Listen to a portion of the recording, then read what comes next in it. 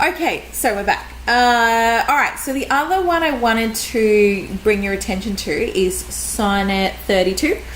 So that's XXX2.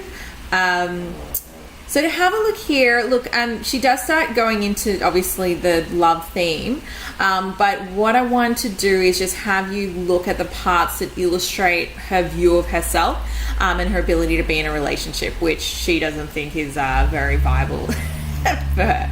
Okay, so she says, the first time the sun rose on thine oath to love me, I looked forward to the moon to slacken all those bonds which seemed too soon and quickly tied to make a lasting troth. So she's already kind of doubting or questioning the validity of the love that, you know, Robert Browning's actually showing for her. Okay, so and you can sort of see her references to nature there when she talks about the moon and so on. But essentially she's sort of like, yeah, it's a bit quick, you know. So she says, quick loving hearts, I thought, may quickly loathe. And looking on myself, I seem not one for such man's love. Okay, so if you, you know, if you have a look there, you can see that she's just really doubting herself. You know, I seem not one for such man's love. Like, I'm not someone to be loved. Like, that's crazy. More like an out of tune worn viol. So there's a simile there where she just compares herself to an out of tune worn violin. Okay, so I don't know, maybe modern translation would be like damaged goods somehow. But either way, you know, you've got that simile that's comparing her to an instrument that is, you know, just not viable really for what it's, I guess, being designed for.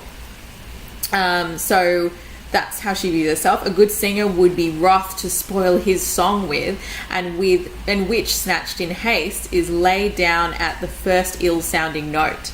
Okay, so she's sort of saying, well, I guess she's referring to Browning, and saying that, you know, if a good singer would pick up this used violin, then they would actually spoil their song. So, you know, and therefore, you know, it's not going to be something that even lasts, because essentially as soon as it sounds bad, which of course inevitably will because it's a out of tune one viol, it'll be, you know, easily discarded, you know. So her view of herself is she's not worthy, she's not someone that, you know, is going to be able to be in a relationship, and then, you know, at the end of the day she's going to be discarded very quickly as soon as Browning hears something or sees something he doesn't like, which she thinks is just going to be inevitable, right, given she thinks her status is someone that, you know, is not really viable even to be in a relationship.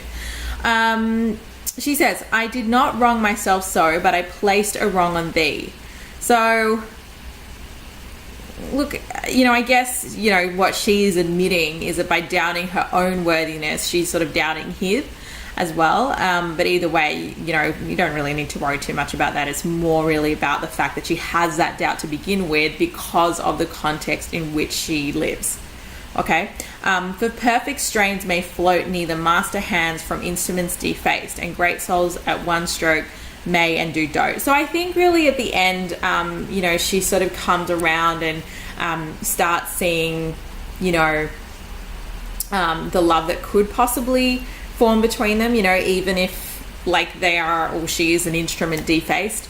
But I would leave that out for now. Okay, so for now, what you really just want to focus on is the like I said, oppressive context, and then the impact that's had on her mentality in relation to herself, her ability to form a relationship, and the feelings, I guess, that she's restrained with or about in relation to the formation of the relationship with Robert Browning.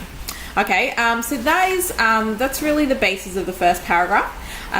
There's some more detail we can go into, and I'm going to give you an article to read about the module as well, but that's a pretty good start. Okay, so from there, we're going to go into compare that to Great Gatsby, and how the modernist era in particular, or the modernist movement, has impacted the shift in values that's occurred, and how we see that, you know, I guess, impact of that on Gatsby himself. So I'm going to include that in the next recording, but I just wanted to get you started on that first paragraph for Browning, and after you get a bit of a draft going on that, I will go into the next paragraph and then send you an article to read as well, just to kind of like start fleshing it out. Okay.